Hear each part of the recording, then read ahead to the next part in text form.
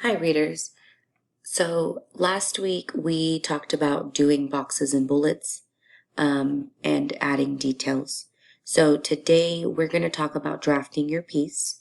And one way to keep ideas connected is to link them with transitional language. So these are phrases that connect sentences together in your writing to make it smoother, to make you sound maybe a little more sophisticated or fancy. I'm going to show you a strategy that you can use when you're writing and drafting. So this strategy is called using transitions, and there are 4 steps. If you need to step away, pause the video here so that way you can grab a piece of paper or a journal so that way you can have it while you type up your essay. So rule number 1 says read over the paragraph that you drafted. So your boxes and bullets are going to be your body paragraph. And when you combine those things, you need to make sure you read over your paragraph and ask yourself, do these sentences sound smooth next to one another?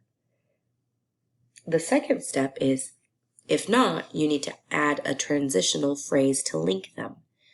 You probably know these as and, but, or, for example. The third rule is mix up transitional phrases so you don't use the same ones over and over. Try out new ones like for instance, in addition, next, furthermore, another fact is, in conclusion, or actually, and then lastly, in other words.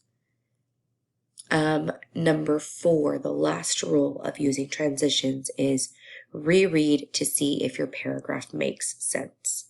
So I will show you right now in a second what that looks like.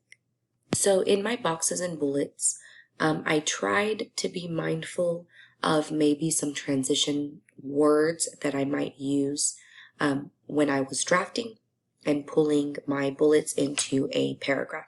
So for my first one here, when I was talking about dolphins being smart and playful, I made sure in my last bullet to include the word last. So last, dolphins have been known for fighting sharks off when they are bullying other ocean creatures.